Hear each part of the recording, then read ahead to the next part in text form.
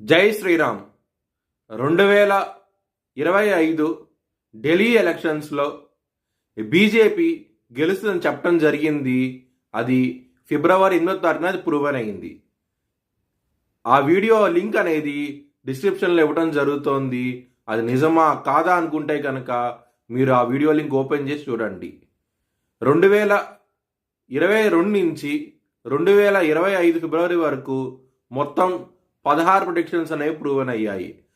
దానికి సంబంధించిన video links అనేవి కింద డిస్క్రిప్షన్లో ఇవ్వడం జరుగుతోంది. ధనుసు రాశికి అధిపతి గురువు.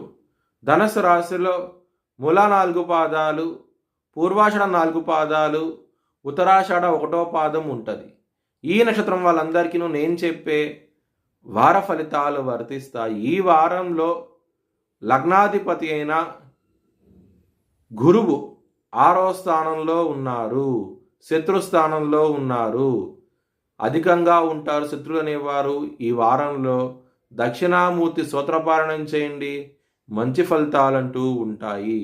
సప్తమాధిపతి అయిన బుధుడు మీనరాశిలో నీచబడి ఉన్నారు.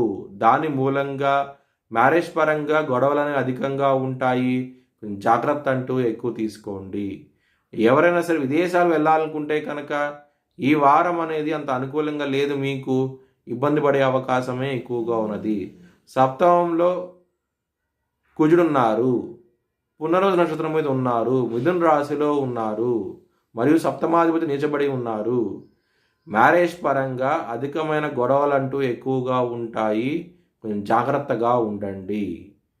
లవర్స్కి మాత్రం ఈ వారం అనేది చాలా అనుకూలంగా ఉండబోతోంది. లవ్ మ్యారేజ్ కూడా కన్ఫర్మ్ అయ్యే అవకాశాలు ఎక్కువగా ఉన్నాయి.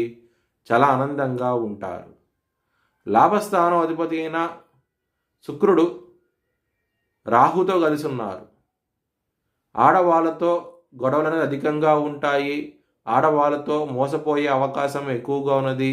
కొంచెం జాగ్రత్త అంటూ ఎక్కువ తీసుకోండి. సూర్యుడు అలాగే శని 3వ స్థానంలో ఉన్నారు. చాలా ఇబ్బందికరమైన వాతావరణం అంటూ ఉంటుంది. బంధుమిత్రులతో కొంచెం జాగ్రత్త అంటూ ఎక్కువ తీసుకోండి. మోసపోయే అవకాశాలు కూడా ఎక్కువగా ఉన్నాయి. శని 3వ స్థానంలో ఉన్నారు కాబట్టి, కుటుంబాధిపతి 3వ స్థానంలో ఉన్నారు కాబట్టి కుటుంబ సభ్యులతో కూడా గొడవలు అనేవి అధికంగా ఉంటాయి. ముఖ్యంగా మనీ పరంగా గొడవలు అంటూ అధికంగా ఉంటాయి. మీ భవిష్యత్ వివరాల కోసమై హెచ్ఎల్ఎన్ జ్యోతిష్యాలయాన్ని సంప్రదించండి.